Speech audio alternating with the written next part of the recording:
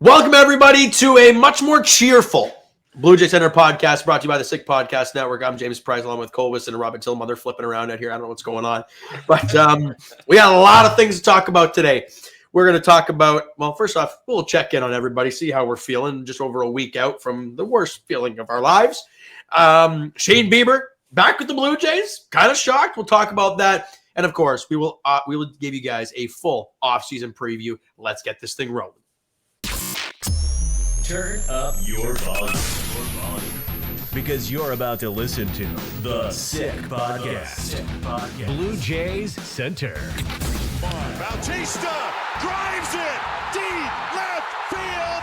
Gone! The sickest Toronto Blue Jays podcast. It's gonna be sick. I don't know about you guys, but I'm actually doing significantly better. Biebs being a Blue Jay again kind of gave me that little bit of jump that I needed, and seeing some positive Bo Bichette stuff is always good. But regardless, whenever I think back to it, it's like, oh, nightmares. So let's not talk about that anymore. But I do want to know how you guys are feeling. Cole, how you feeling about? You're shaking your head at me, so I'm guessing not great. Yeah, not great. Every time I think about it for like longer than 5 minutes, I get quite upset. So. Yep. Yeah, I would say not good. I'm excited for this offseason. I'm excited for the future. But yes, regarding the actual events that happened, I still feel very much upset. How you feeling, bro? Yeah, I would say probably somewhere in the middle. I think that definitely food tastes better, water tastes better than it did a week ago. It's certainly you learn to cope with it, not think about it every day. I mean, I'm still thinking about it to some degree every day, but definitely not. It's not there in my mind every waking second of the day. And I'm with you, Cole. Like every time I do think about it, the overriding emotion is still heartbreak and disappointment. Not disappointment in terms of the team, because obviously you're very proud of the group, but disappointment in the results. You keep replaying these moments, and obviously the Paul has catch, the Andres Jimenez, the Ernie Clement, and Isaiah Kiner-Falefa, and like that's just no good. This is what I need. Exactly. But I would say definitely we're trending better. I think of it in the sense of this past week is the worst you're ever going to feel about it, and every week following is going to be marginally better. It's never quite going to go away. You're always going to be thinking about it. That's always going to be the team that, unfortunately, it was what it ended up being was heartbreak. But I would say we're moving forward. I think to me, the crazy part is, and we're going to talk about this shortly, but just the way that the offseason has just abruptly started. I mean, I'm thinking about us, how we've needed some time off and a break from this team after we've invested hours a day for the last 7 months. But the people in that front office, I mean, I feel for them. You obviously they're a lot more invested than we are, given that their job's on the line. But also now, like they don't have 3 to 4 days to recover. They're on the phone with agents. They're talking to guys. They're getting the scope. They're at the winter meetings, which is starting today, which is insane that like a week after the Jays season ended, we're already at the winter meetings. So I think that's been sort of the unique opportunity here of watching the Jays play so late into the season that everything's happening so fast. It's the offseason, boys. Yeah, and I actually do have one more thing to add, because it segues perfectly from the fact that it is the winter meetings right now. This offseason is going to go by very quick for hardcore baseball fans. Oh, yeah. So anybody that endured the 162 of the Toronto Blue Jays plus the 18 games of the postseason, the winter meetings, and then you have pitchers and catchers reporting in February, the World Baseball Classic in March. This offseason is going to go by very quickly for Blue Jays fans that are in tune with all of baseball, not just the Blue Jays. No doubt. And I know I found it interesting because Jays fans, I mean, we all know how we felt after all that misery. Yeah.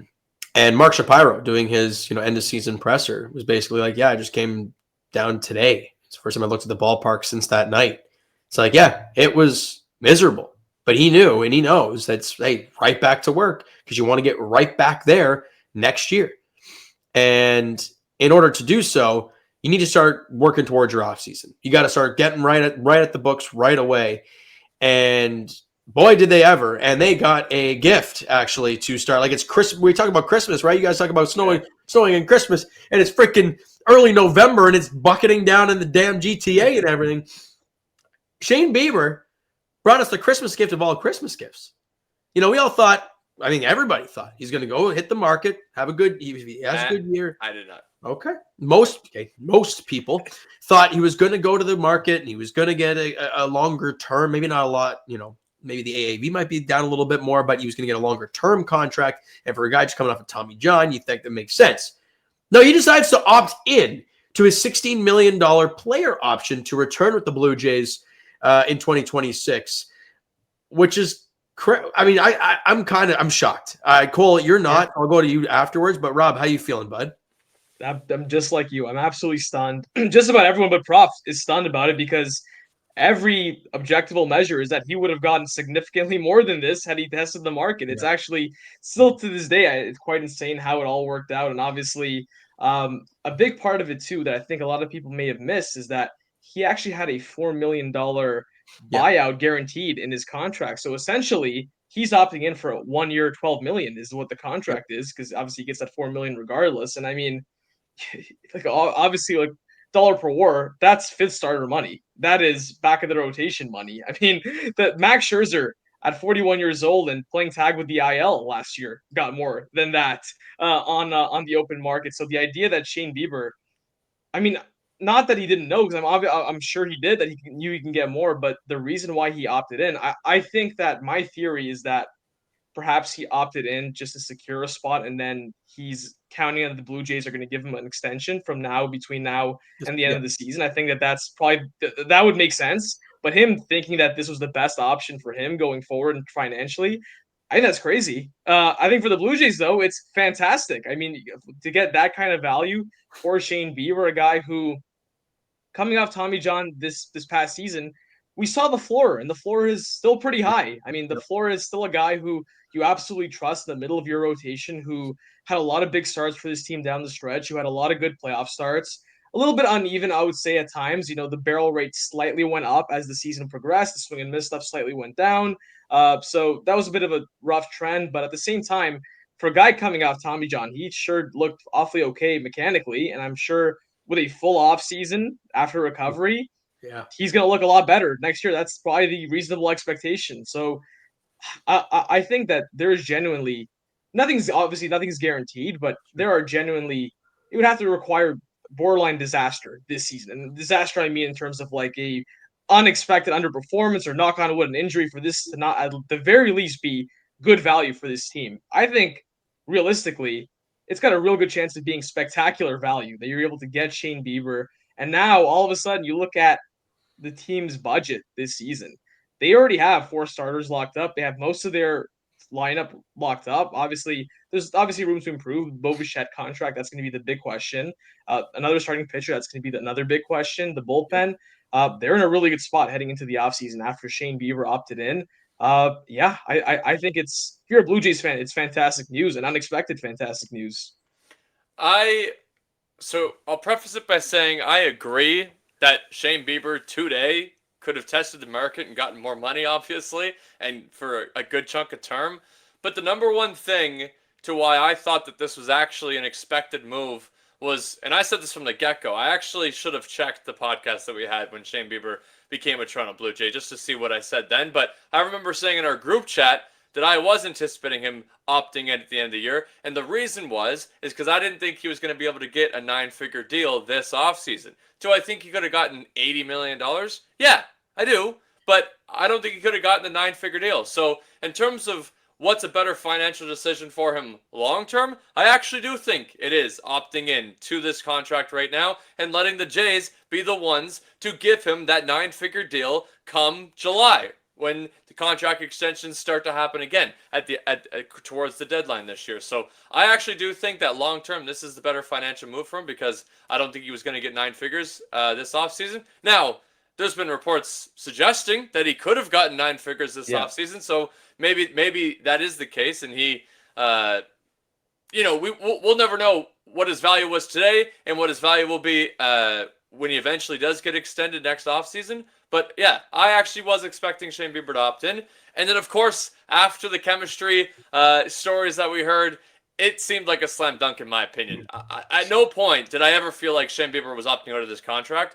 And it being the first news out of the offseason makes a lot of sense, and I'm glad that it happened that way, because not only did it, give us a little boost of energy and, optimism starting this offseason, but I think it also set the tone for the rest of that locker room. Like the Bo Bichettes, like the Chris Bassett's, like the Max Scherzers, the guys like Sir Anthony Dominguez, the guys that had an impact on this team this year and were involved in that chemistry in that locker room. Seeing Shane Bieber do what he just did, because Rob's right. Max Scherzer last year cost $15.5 million. Yes. Shane Bieber costing $16 million is an absolutely ridiculous steal. So I think that sets the tone for the clubhouse.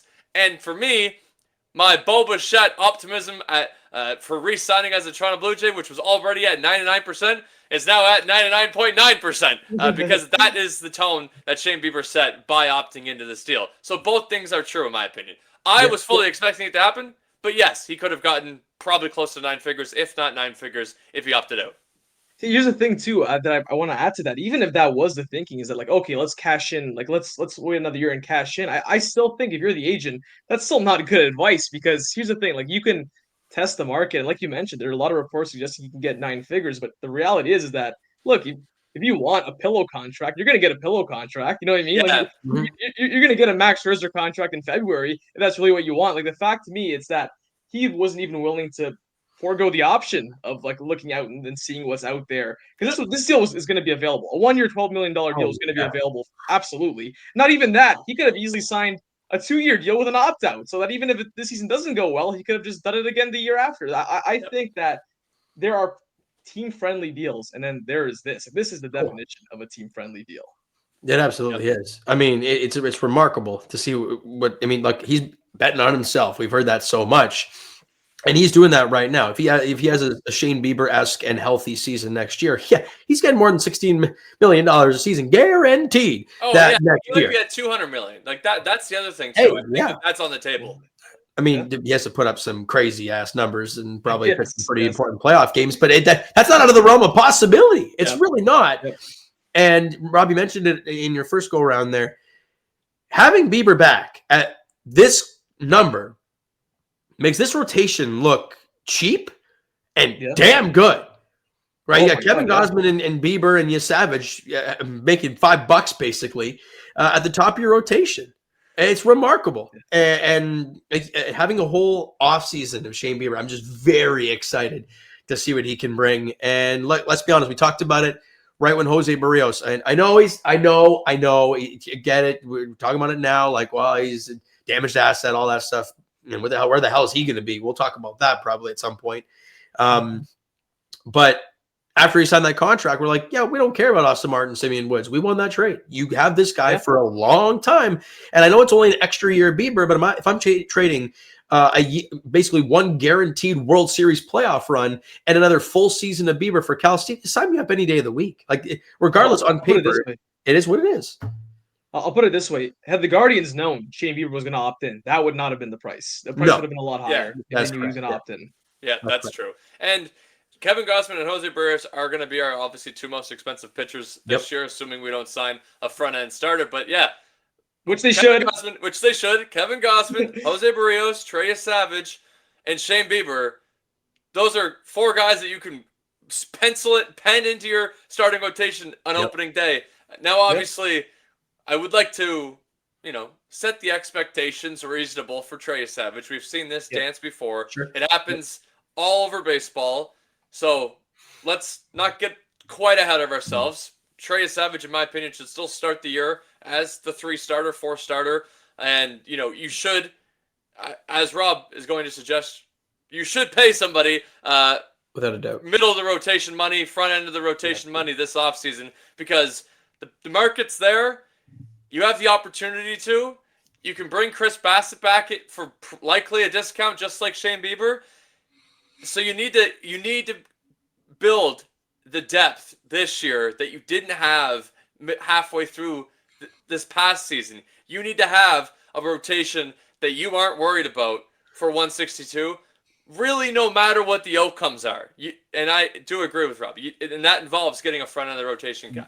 Yeah, relying on Bowden Francis and 41-year-old Max Scherzer to pitch from game 1 to 162 and be totally fine. And having, and God love him, but Eric Lauer be your guy as as crazy as it was, let's be honest, if you told me at the early part of the year that he'd be starting that many games, I'd be like, when's Cancun, brother?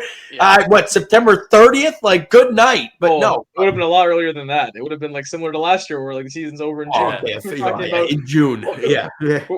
we're having podcasts in July about Bo Bichette's value on the trade market and whether or not it's worth it. Oh, absolutely. Yeah. And I think to kickstart it, Let's go. Bob Nightingale Yep. today wrote an article for USA Today, and the most notable pieces from that, at least from what I've seen, were two things. One, he expects what everybody else in the world expects, which is Bo Bichette re-signs with the Toronto Blue Jays.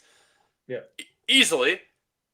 But he also thinks we are the favorites to land Kyle Tucker. That's crazy.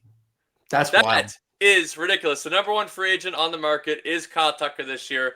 And we mean, talking about dances we've done before, this one's been choreographed, practiced, rehearsed, performed multiple times, and then we're back in the drawing board doing it all over again. The number one free agent is a favorite to go to the Toronto Blue Jays. Yeah, where have I heard that before? Shohei Ohtani and Juan Soto.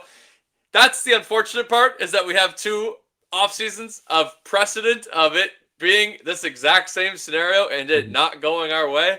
So, Jays fans, let's not do it again. We don't get fooled 3 times in 3 straight off seasons. Kyle Tucker is an option. The Jays will be involved, but leave it there. Just leave it there. Yeah, everybody else is going to be involved as well. And that's the thing I laugh about when it comes to and we'll get to the Bo Bichette stuff in a second. We're seeing all these closers, right? Robert Suarez, Edwin Diaz, and even some of the guys who didn't have great years that name-wise, there's recognition there, like Ryan Helsley and dudes like that.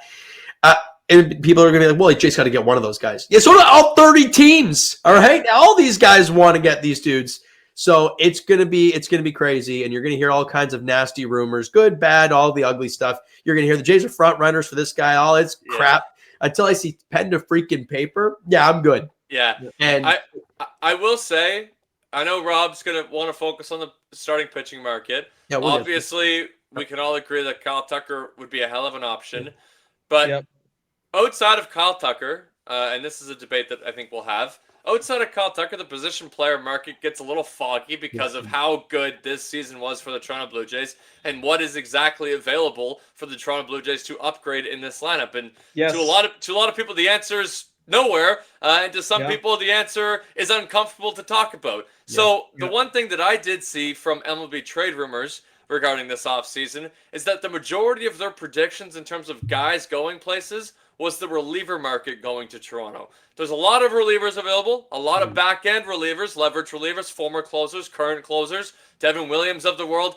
These guys are the ones that maybe it's the year where the Jays don't wait until the deadline to make their significant back end of the bullpen move. They just do it in the offseason because, as we saw from that end of year press conference from Mark Shapiro and Ross Atkins, a big quote that I took away from it was when asked if Jeff Hoffman was going to be the closer in 2026, they said, well, the great thing about Jeff Hoffman is he's not married to the idea. And it's like, oh, so that means you're not married to the idea. Yeah, you're not married to the idea, which is good. We all agree that getting a Jeff Hoffman guy, even if it's not a formidable closer like a Jordan Romano, if you just get a guy like Jeff Hoffman where you have at least a couple options in the back end of that bullpen, then we're okay with that. We don't want to pay the Edwin Diaz's of the world because that's going to be a $16 million deal. You just paid Shane Bieber that much money to come on your team, and Edwin Diaz is going to have less WAR than him at the end of the year.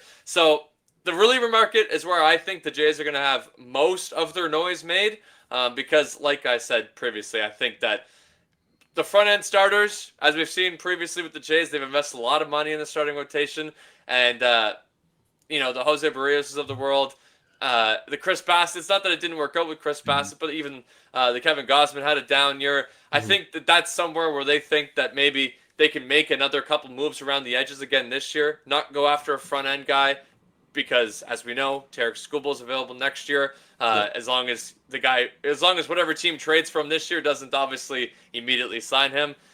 So I think the most of the noise will be made in the bullpen, but I am one of those people that wants to start the uncomfortable conversations of positions that you could upgrade. Yeah. And the Ernie Clement at bats is where I lean. And I love Ernie Clement. I think he's the best utility player in all of baseball. But he's 29 years old or 28 years old. It is highly unlikely you get another 4 WAR year out of Ernie Clement or 5 WAR year or whatever he had this year. It's just unlikely. This doesn't happen in baseball. You don't all of a sudden figure it out in your late 20s and become a 5 WAR player every year. It's just not realistic. Just like the Jays cashed on Spencer Horwitz, turning him into Andres Jimenez, a 5 WAR player at the big league level. That's something that I wouldn't be shocked if they do with Ernie Clement, or if they just simply upgrade that position and have Ernie be the 10th man in baseball. Rob, before you jump in there, Rob, bouncing off of Cole's talk earlier about the kind of the bullpen situation, I got like the score list posted their top 20 free agent pitchers.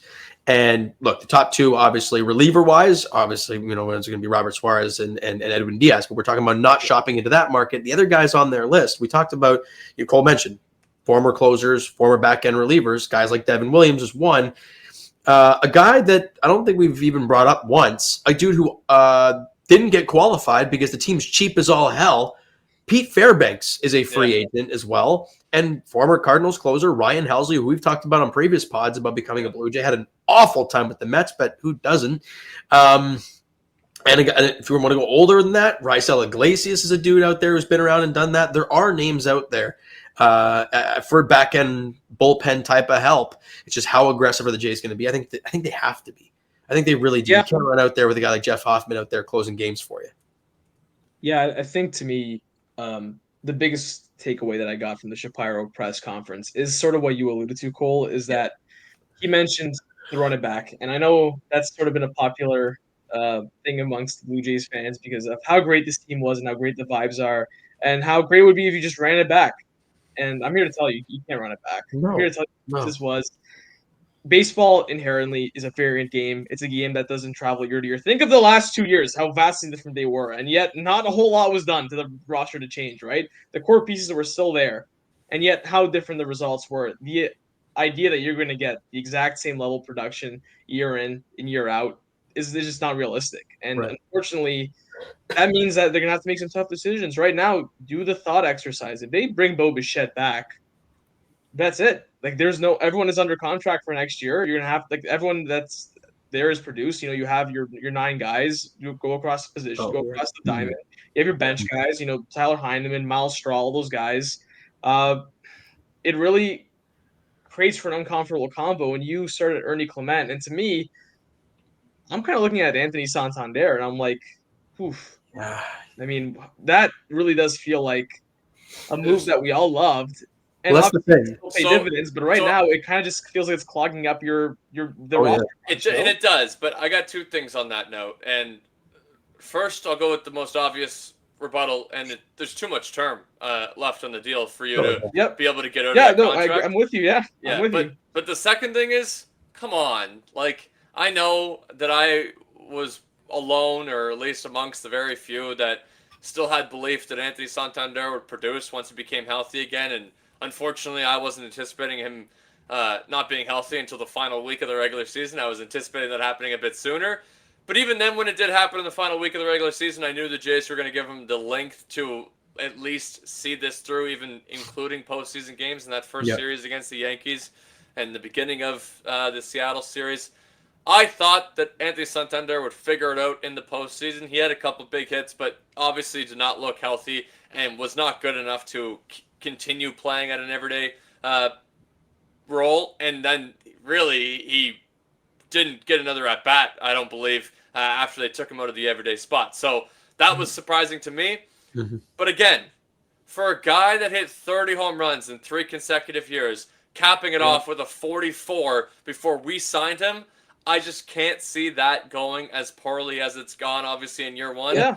I think as long as he's healthy, you're going to want him in your lineup every day. And let's remember what the contract is.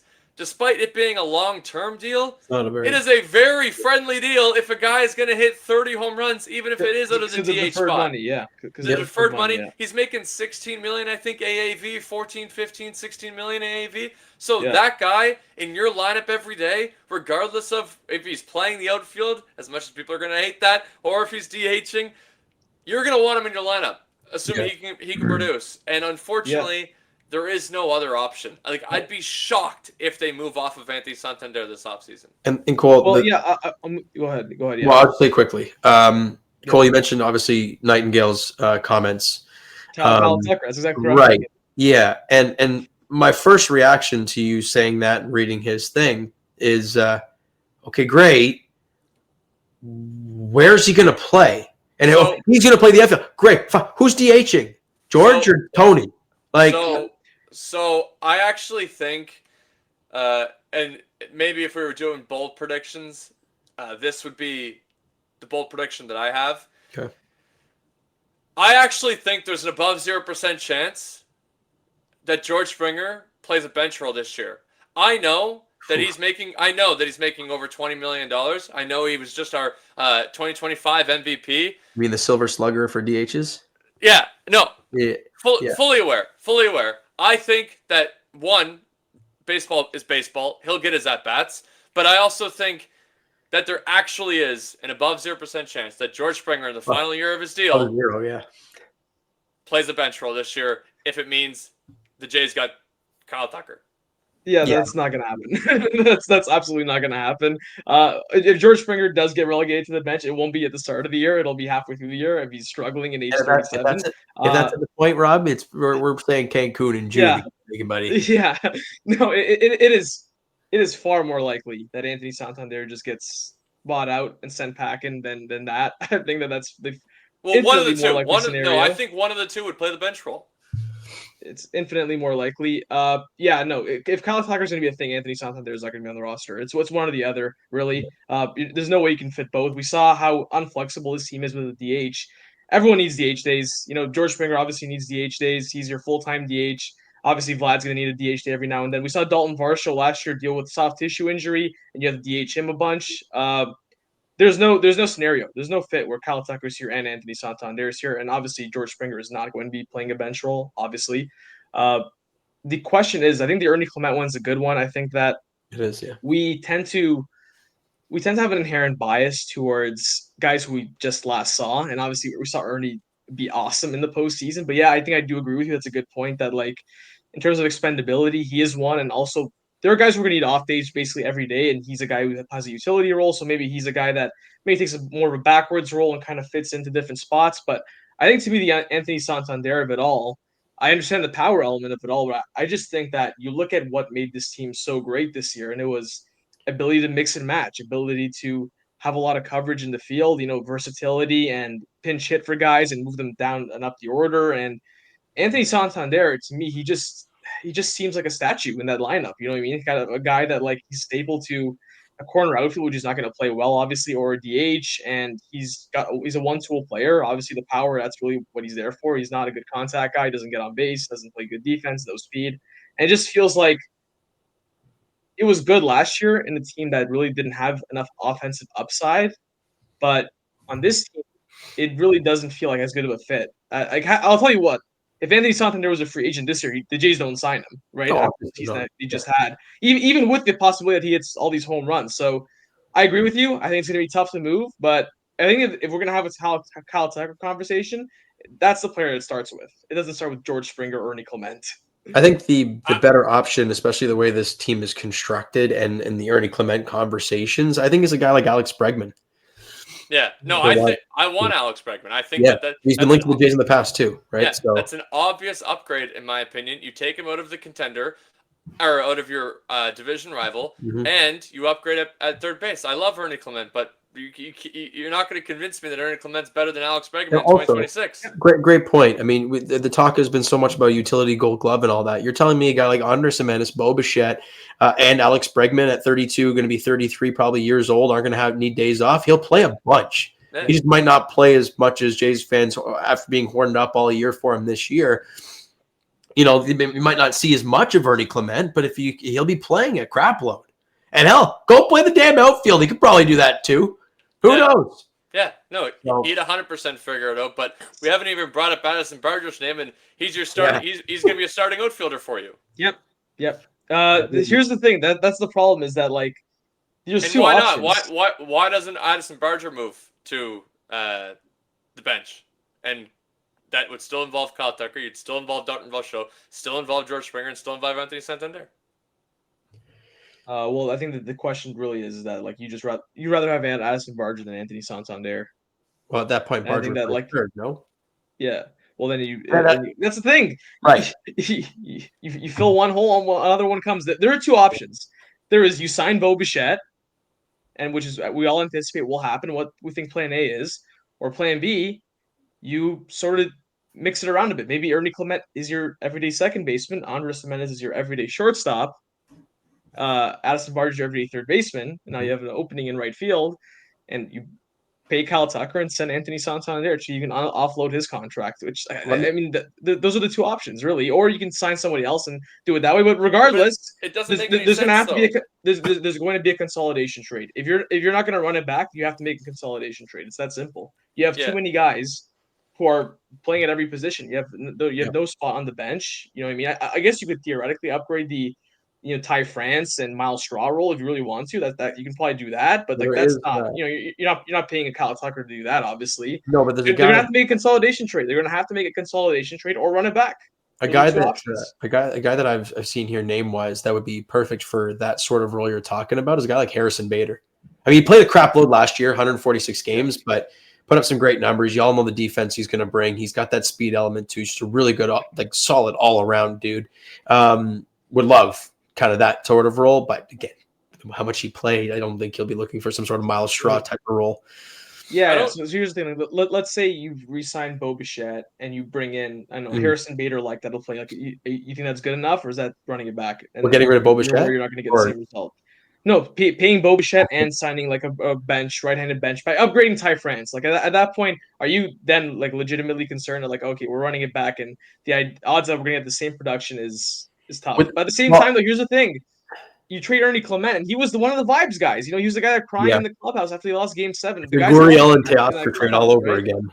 Yeah, it's like how much that's the toughest part when you have to make this decision is that how much can you afford to run it back without absolutely running it back? Because we know that doesn't work. We know completely moving it off and doing too much damage to a team that was good doesn't work. Like, where is that fine line? That's the really tough question.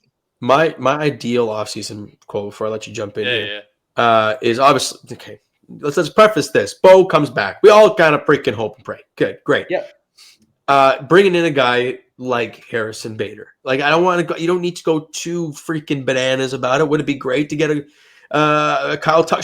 Sure. Of course it would. Sure. But more realistically, give me a Harrison Bader. Give me one of the top starters, and give me a couple really solid, reliable, for the most part, touch wood, bullpen arms, and I'm good to go. Right? Again, you don't need to do too much with the bats. Do enough. Did you mention a starter? Yes, I did. Oh, maybe I did. Okay. But regardless, yes, definitely one of the guys that can be in your top, ideally like top 3 in your rotation. And yeah, give me a Bader either off the bench or kind of a Swiss Army knife there in the outfield all around, and a couple bullpen arms like you mentioned, Cole, Devin Williams, guy like maybe Pete Fairbanks, Ryan Held. Give me a couple of those guys, and yeah, successful. You don't upset the apple cart too much, but you improve offensively, and your rotation gets deeper, and your bullpen gets deeper. You got better. That's the way I look at it. Here's the thing on the pitching side, and like Prof, if you have any more takes on the offense, we can go to it. But I actually on the pitching side, they're not going to run it back because like they're already not going to run it back. Right. There is actually a lot of reason to be more optimistic on that, and in terms of how do we keep the vibes going but not shake it up too immensely. We'll talk about that surely, but we're still on the offense. Prof, do you have anything else you want to add? Yeah, I guess simply Addison Barger can go to the bench. Like I don't know how that is even a question. You get Kyle Tucker, Addison Barger's on the bench, and he's a platoon third baseman with Ernie Clement. I guess if if you had Kyle Tucker, you would do that. That's what you do. That'd be fine. The question is though, you can't keep Anthony Santander and Kyle Tucker. They're redundant on the same roster. Why? Well, because Anthony Santander, where's he going to play then? He'll DH. Where's George playing? That's George Springer's your DH. George Springer and Anthony Santander could DH when Anthony Santander. Yeah, well, you don't have two DHs in your lineup every day. George Springer is not going to be a vengeful. That is not. That's not. They're not even worth discussing, Prof. No. No. Well, first of all, last year we went into the year knowing that he was unplayable. Sure. Yeah. We've got new data. Still very much. Boy, do we ever. Still very much on the table. That he won't be close to as good as what he was last year. Very much on the table. But also, when we were going into last year, Anthony Santander was penciled in as the DH. George Springer was penciled in as the outfielder. Yeah. So the two of them can split that role. George Springer played the outfield this year. George Springer is going to be your DH on opening day, and he's going to get a lot of rope doing it. There's no question about that. They can split the role of DH and corner outfielder. Right, but then so you have what happens with like the Nathan Lucas and like that side of it? I guess Nathan Lucas. I mean, again, when I look at it this way, Nathan Lucas is a 31-year-old who just guys are going to get off days too, so he's going to get at bats. And how many times do you see this where we get the punt lineups come out? We're like, oh boy, here we go. And then Nathan Lucas, I guess, would be a part of that punt lineup next year, right? Yeah. So, the best problem to have. I'm concerned about Nathan Lucas. You're not concerned about Nathan Lucas. I don't see a world. I don't see a world where George Springer, Kyle Tucker, Anthony Santander can coexist. I don't expect us to get Kyle Tucker. I don't even think he makes a whole lot of sense. So I'm with you. But that's what I'm saying. Is that it technically can happen. You just Addison Berger becomes a platoon third baseman with Ernie Clement, and Anthony Santander and George Springer become platoon outfielders and DHs. It's quite simple how it happens, but I also don't expect it to happen. If you're Ross Atkins, you don't look at positional flexibility. You're like, oh, Kyle. You want to come to Toronto, bud? How much can we pay? Yeah, you want to come? Come on down, bud. If willing to come, you figure it out. Hey, John, figure it out. To me, I think the figure it out portion is Anthony Santander. You move off him. I think that's the figure it out portion of it. Yeah, I also don't. I'm not disagreeing with that either. If you can move off of Anthony Santander, I'm okay with the idea of doing it for sure. You theoretically can move him. You would just have to pay a lot of his contract, and if you pay a lot of his contract, someone will take it, and you would just say that, look, hey, you know what? This was a contract that we regret, unfortunately. And look, here's the thing: I think Anthony Santander, if he plays next year, I think he could be good for this team. But if you have an opportunity to get Kyle Tucker while also maintaining the sort of if you get Kyle Tucker and you don't bring Anthony Santander back, I think that you can have the best of both worlds. I think you improve your roster. I think you keep the vibes the same because it's not like Anthony Santander was really part of that group anyway. Really, he wasn't there for the lot of part of the year. He was rehabbing somewhere in the minor league pipeline, right? So I think you could have a lot. You could maintain that versatility and positionability that you had last year. That was a big part of your success. So I think if we're talking about optimization, that is it. We'll see. Yeah. Let's pitching side though, guys. I do want to talk about the pitching side because here's the thing. That's where we're going. Yes, I think that we talked about how the offense you can't reasonably expect what you saw last year to continue. But I actually do think that pitching-wise, you are technically running it back, but you're not really running it back if you think about it. One, there's a clear opening for a starter in your rotation. So obviously making a move for a front-of-the-line guy, and we'll talk about the specifics. We can talk about, obviously Dylan Cease, Michael King, Framber Valdez, Ranger Suarez.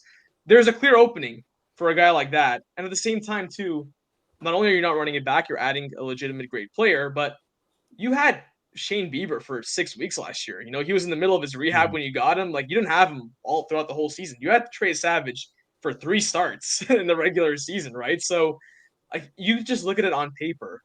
Hypothetically, you had one of those guys, combine that with Jose Barrios, who you would expect to have a bit of a bounce back year after an uneven year last year. Trey Savage after a full season. I think that'll be more of a question of what his workload will be like because he went from not pitching in pro ball at all to all of a sudden pitching like 140 innings between the minors and through the playoffs. So that's going to be something to monitor. Kevin Gausman a year older, but Shane Bieber a year off Tommy John. You can expect that to be a little bit better. Obviously adding a legitimate front of the line starter, like we're going to talk about, I think you can make a legitimate argument. Not even a legitimate argument. I think it's just a fact that like your rotation is going to be significantly better last year projection wise than it was going into this past year, and even the bullpen too. I mean, obviously the bullpen, there's always going to be spots open. They're gonna make moves. I'm not honestly. I know you guys talked about the relief market. I'm not like that concerned about it. I think that you're willing to give out money. They've made a move for a reliever every year. They sign a reliever every at least a reliever or two every offseason. They trade for a reliever every deadline. The relief thing, that'll work itself out in a way. And like obviously look at the bullpens that we thought we would have coming into the year versus what we have at the end every year. It's somewhat drastically different. So in a sense, for me, I think planning for the bullpen almost, not fully, but almost seems like an exercise in futility because of how variant it actually is. Like remember last year, Chad Green was supposed to be our 8th inning guy going into last year, and how that turned out, right? So that just goes to show how variant it actually is. So I think that on the pitching side of it, not only are you not running it back, I think that you can expect a lot better than what you got in 2025, and what you got was pretty good. Yeah, I just want to make this clear though, because there is a chance that they re-sign Chris Bassett and that's their 5 going into the season. You would agree with that, right? I believe there's a chance, but I don't think that should be plan A. I agree. I just wanted to make sure that that you didn't think it was you didn't think it was off the table. Like I think Chris Bassett is the Toronto Blue Jay next year. I just hope that it's not in a guaranteed 4-starter, 5th-starter role. Yeah. Yeah. Unfortunately for Chris, and like he's one of the vibes guy who kept the room together. And you love Chris Bassett. You love how he just he was a gamer all 3 years that he was here, and obviously he stayed healthy, go out there and gave you a chance to win. He was willing to take on a bullpen role. You know, we talked in our last podcast how much how appreciative we were of that his time here. I think that this unfortunately is just a crossroads moment where you have a guy who is looking for that one last payday before going off into the sunset. A guy who probably believes, and rightfully so, that he can start for a team. And you have a Blue Jays team who, unfortunately, just needs a little bit more than a 37-year-old who obviously has his warts. You know, he's not a top of the line starter. And I think that they're in a market where they're in position to go out and get a guy to improve the roster. I think that, unfortunately, my prediction is that Chris Bassett moves on to a multi-year deal with a different team who's going to offer him a starting role. And the Blue Jays would just say, sorry it didn't work out. Thank you for everything. But unfortunately, I think it's for the best that we part ways, for both sides. Yeah, I just think that, I actually hope that they bring him back. Me too. If he's willing to be like the long man or the 6th starter, like the Eric Lauer role, like that would be, I'd sign up for that yesterday. Sure. I think that he can do more than that. Is my point. Yeah, I think he can do better than that. I agree. I do think somebody is willing to give him a 2-year starter role money, and I agree that the Jays should not be one of those teams. But yeah, his floor with us was proven the same as his floor was proven before he got to us. He had a 2.7 WAR in his first year with us. He broke even in the second year with us, and then he had another 2 WAR year this year with us. So I think that the Eric Lauer role, as we all hotly debated last offseason, that we absolutely lost out by not having Ryan Yarbrough on this fucking roster last year, even though the Eric Lauers of the world literally grew on trees. Yep. I think that we might actually have a guy this year where we could just bring him back, and he actually does serve the Ryan Yarbrough role. But yes, I also think Plan A should be paying a starter because, as we've seen in the last 3 years, it has worked out for us. Yes, the Jose Barrios one has not quite worked out for us, but it's not been a disaster. It's not been a disaster. None of us are concerned about it going into next year. We still feel good about the possibility of him bouncing back and being a formidable party rotation. Yeah. But starting pitching plays, and that is the number one thing in the postseason. You need your starters to be able to match up against the Tarek Skubals, the Garrett Crochets, the Max Frieds of the world. And just as we've seen with this Jays team, regardless of how good we feel about the 162, Kevin Gausman, Shane Bieber, and Trey Savage, they can't be your 1, 2, and 3, or at least today. Today, I can't sit here and be committed to the idea of them being your 1, 2, 3 again going into this postseason because of Kevin Gausman's age, because of the fact that Trey Savage will have a lot more data out on him by the time we roll down to October again, and of course, because Shane Bieber still you don't know. You don't know what Shane Bieber you're getting at age 31. I think is what he's going into in 2026. Yes. So you just don't know. So I agree. Pay a front end guy that at least gives you a great parlay at the top end there with a good 1-2. You might not have the one that matches up against the Garrett Crochets of the world, but you'll have the 1-2 that matches up against anybody else's in 1-2. So I agree. And also too. And my one final thing is, while I think the Jays will actually make a bullpen splash this year, history suggests they won't. They're not a team that has made a splash in the bullpen in previous years. The Jeff Hoffman one was honestly probably the biggest splash they've made in recent memory, and that was because it was parlayed with the fact of you losing your actual, homegrown talent in Jordan Romano, who was a legitimate closer for you for 5+ years. So I think that was the splash that they made. I actually, even with the quote, it's not something they do. So me predicting it would be against the grain, but I do think that they signed somebody. I just hope, like Rob suggests, I hope it's not exclusive. I hope you didn't make the bullpen splash because you trust the guys that you have in your rotation today. Yep. I mean, that's also here's the thing too. In terms of starting pitching is that we've learned quickly that waiting until the deadline to acquire a starter is not a smart option. I mean, we saw last year how scarce they were as a resource. I mean, Shane Bieber was not only was he the best guy, he was the only guy really. Him and Merrill Kelly were the only two guys that really, I guess Dustin May too technically, but the only guys that you would move and you would start a playoff game for the team that's acquiring you. I mean, you better get it done now. You know what I mean? You have no one else in the pipeline coming up this year, right? So you gotta get it done this offseason. Do we think? And I think the answer is no. But is there an above 0% chance you have a package available for Tarek Skubal?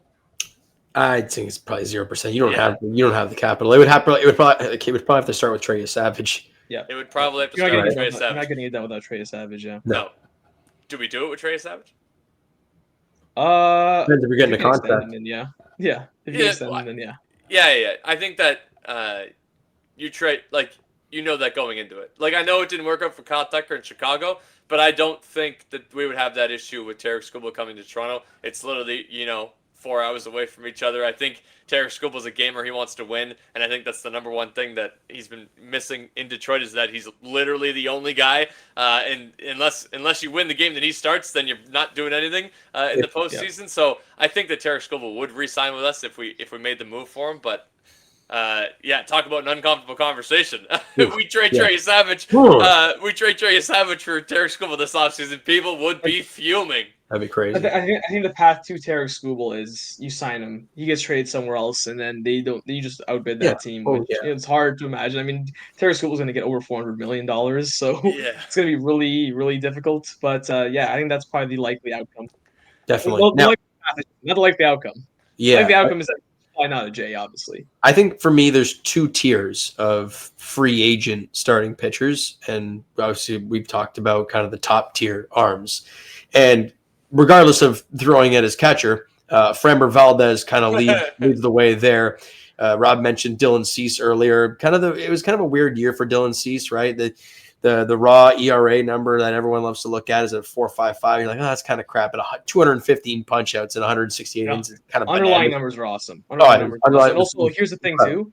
We talked last year. The Jays give up too many barrels. You know what helps not allowing barrels is that great fastball. Great fastball and good secondary stuff. He eats average fastball was over 97, I believe it was, which would instantly be number one on the staff by a mile. Yeah. Well, by a few miles actually. Literally. I brought up the MLB trade rumors article earlier in this show. The prediction they made in terms of starting pitcher, I shouldn't say they. They had multiple guys on the panel that obviously made their predictions separately. So one guy predicted Ranger Suarez coming to the Toronto Blue Jays. And I think that makes a lot of sense. Talk about lefties and Tarek Skubal. I think that this Jays staff is obviously missing a lefty at the front end of their rotation, or a lefty period. So I actually do think a Ranger Suarez would make a lot of sense if he's open to the idea. But the Phillies, talk about culture teams. The Phillies are one of those teams, have created a great culture, consistent postseason success and failure, I guess. They haven't been able to get over the hump, obviously, but you're competing against the two-time defending champions, obviously. And then you didn't get over the Braves that year either. But if Kyle Schwarber resigns, I think that Ranger Suarez resigns. But I think if Kyle Schwarber leaves, then that might be the start of the Phillies kind of, going into a new direction. So, yeah, I think that Ranger Suarez is probably my number one target because of the fact that he is a lefty. And he's just consistent. I actually don't believe he gives up a lot of barrels. I haven't looked into it. I got it right here. Yeah, I don't think he's a barrel guy. So, and obviously postseason wise, very good. Yeah. So Ranger Suarez, Jays fans got used to seeing their pitchers a lot of home runs this past year. His home runs per 9 was 0.8. Didn't give up homers nearly at all. And you looked at hard hit percentage, 98th percentile, and average exit velocity, 95th percentile, and 89th percentile in barrel rate. Nice. He's a stud. Yeah. And he's a lefty. He's only 30 years of age. I mean, there's a lot to like there. And obviously, Cole mentioned being a lefty as well. And the Jays don't have one. And they have a lot of guys who, with Gausman and Savage, splitter's great against lefties, so they can kind of neutralize them a little bit, as we saw at times during this year. But bringing in an actual lefty in Ranger Suarez would be outstanding. And he kind of rounds out that top tier for me of starters. And then it goes down into guys like, Michael King, again, coming off a injury battered season, only threw 73 innings this year, but still nasty stuff. We saw with the Yankees, his stuff is disgusting when he's healthy, but when he's healthy, a guy kind of a buy low reclamation project, which I know that kind of makes us all cringe. Zach Gallen is one of those. A lot of his numbers kind of really dipped off last year, and it pans out as near 5 ERA. Strikeouts were quite low, didn't look great. But again, it's a buy low kind of thing. If it comes to that point, Shota Imanaga, lefty with the Cubs, kind of the same deal. Doesn't strike squat out, and that's not what you want to see. Barrels. And a guy that's interesting, a guy that is in that same mold, but the stuff is still disgusting. What? Is it Mai from the Japanese league? The guy who's even posted? No, I wasn't going to say him because he's probably going to Dodgers. But I'm going Brandon Woodruff. Dude can't stay on the field recently. He's not healthy quite often, but when he's on the field, dude is disgusting. Even last year in an injury-riddled season, through 64 innings, had 83 punch-outs, a whip of .91. He's 33, so he's at that point where he's kind of looking for that one last big payday. That's kind of that second tier worth of guy. I mean, Lucas Giolito's in there as well, but I think you could argue that the whole relying on the starter with an injury history has kind of worked out for the Toronto Blue Jays. I mean, obviously Max Scherzer didn't quite go to plan, but the fact that you had him ready for October did work out in your favor, giving him the 3 weeks off at the end of September, or giving him the 2 weeks off at the end of September, not by health reasons, but by playable reasons. But it did kind of work out. So I think the Jays, and with the starting pitching that you already have locked up this year, if you do bring Chris Bassett back, I think the Woodruff move is at least on the table for a guy that you're willing to take the flyer on if it gets to that. So for me, Ranger Suarez is interesting. I'm a little concerned about the velo. Because at that point your staff just has punted on Velo, really. If you sign him, I think Dylan Cease adds a different dimension. Whereas like you have a guy who actually throws hard, has a lot of swing and miss stuff. I think that's a guy you could have more of an upside play on. Whereas like to me, Ranger Suarez would be good. Don't get me wrong. I just think that haven't you guys seen this movie before? You have a really good left-handed starter for a National League team that's good but never quite gets over the hump. They spend a lot of money and they're willing to let him go. It's Hyunjin Ryu all over again. That's what it kind of feels like. Okay. Yeah. It's a variation of that theme. And you look, Hyunjin Ryu. That 1 year. A Walmart version of that theme. Yeah, but Dodgers kind of that team. They were a team that's always good but never good enough. They could never get over the hump. And they were spent a lot of money. They had this ridiculously high payroll like the Phillies do, and they just weren't willing to pay him. I'm a little hesitant about that. That's he would be good. He would be an absolute upgrade. And if the Jays got Ranger Suarez, they would have a very, very formidable rotation. I just think that I like the upside play, man. I like the velo upside play. Like, let's see what Dylan Cease can do. You know what I mean? That's my guy. Look, there's lots of different guys. There's tons of really good looking arms, considering where the Jays are at. In their rotation, obviously bringing that back Bieber changes a lot of that. Allows you to shop of this aisle. Absolutely. Oh yeah, and absolutely.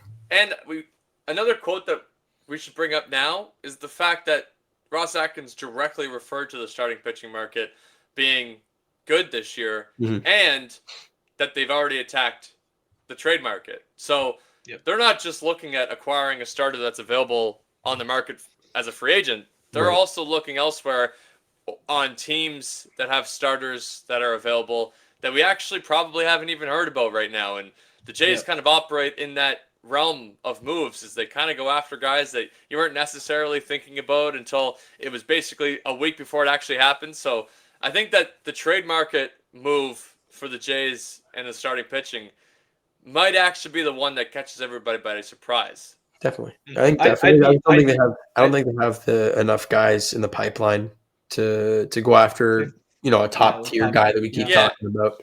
Yeah. No, I agree. I'd be really interested. I'd be really interested in Amai from Japan. I think that you have a guy to add a free agent who's 27 and has the stuff that he has. I think to me, like that's. Don't get me wrong. All these guys that we're talking about, they're all over 30. You know what I mean? Like having a guy right slap dab in the middle of his prime, knowing that the majority of that contract is going to be within this prime and not. Like, here's the thing. You sign Ranger Suarez, you have a 2-year window. You know what I mean? 2-year window, that's the best you're going to have of him. You know what I mean? After that, it's going to be like what you had for Hyunjin Ryu, where it's like, you know what I mean? A little bit less, touch and go. Kind of same thing with Kevin Gausman, too, prior to the second half of last year, where it looked like he was in decline. To have a guy who's 27 has the stuff that he has. And I know, obviously, we're all scarred from all the international free agents getting close, but not signing with us and signing with the Dodgers. And obviously a guy who we've never seen before pitch at the big league level. There's always that concern. But if that works out, I mean, yeah.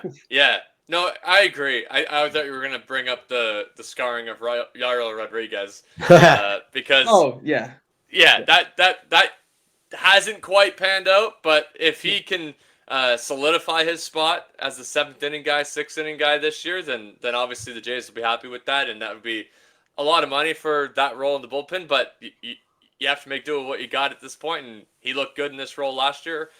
So I think that's where he'll go going forward. But yeah, get a guy just so he doesn't go to the Dodgers. You're now sitting at the table with these guys. You didn't get invited into the table. You earned your fucking spot at the table now. You busted down the door. You plopped your ass down in a seat, and now you're sitting at the table with the Dodgers. Steve Cohen last year, just out of spite, paid Juan Soto $760+ million just so that his big brother across the pond wouldn't get him. Just do it. Fuck the Dodgers. Grab a guy just because you can. That'd be so sweet, wouldn't it? Yeah. That would be sweet. And hey, at that point, it could open up doors to Japanese players coming to Toronto, like Shohei did with the freaking Dodgers.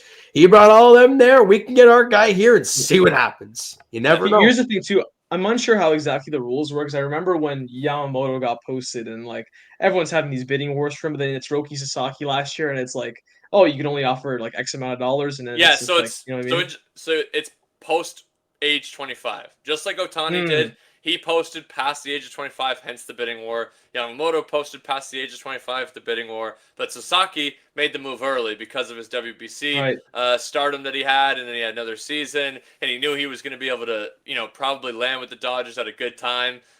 So then, like, that was as close to as close to collusion in Major League Baseball, I think, as you can get. Is Sasaki knew that the Dodgers were going to get him if he posted, so he posted, and they got him. So at that point, what happens is you can just offer what your international bonus pool is, which that's a whole another complicated conversation, but that's why the Jays made the move for Miles Straw, so they could get more bonus pool money, so they could open the Dodgers, and then it didn't matter because here you go. Let's see it. We'll take Miles. Thanks. Yeah, so Amai is 26 or 27, you said. So he will be a bidding war, but the free agent pool this year out of Japan is actually really good, and the Murakami of the world, he's going to be the top guy that everybody goes after. So I think that there might be an opportunity to sweep in and offer Amai an actual contract before anybody else really starts the bidding war on him. Well, boys, I'm excited talking about all this free agent stuff, all these big boys on the board. They're going, oh my goodness. Hey. Yeah, phone was hitting on the enter button, I guess was hitting the mute button like crazy. That probably sounded weird. Who cares? It's all about good vibes, and the vibes are high right now in Toronto. Bieber's back as a Blue Jay. Bo Bichette, maybe soon he'll be a Blue Jay again. Hopefully. And lots of great names being Blue Jays. Just talk it into the ether, boys. Talk it into the ether. All right. So you know what, guys? That is going to do it for another Blue Jay Center podcast by the Sick Podcast Network. And you know what? That kind of wraps up the 2025 season for your Toronto Blue Jays. We touched on it a little bit briefly, but you know what? This kind of wraps it up. Everything moving forward is all towards 2026 and beyond. And for myself, James Price, Cole Whiston, Rob Pintillaman, and Jimmy behind the scenes, thank you guys so much for listening and or watching throughout the entire year. It was an absolute blast. And we'll talk to you guys throughout the offseason. Go Jays. Go Jays, baby. And that's a wrap. Hope you don't miss us too much until next time. Follow the Sick Podcast Blue Jays Center on YouTube, Google Play, and Apple Podcasts.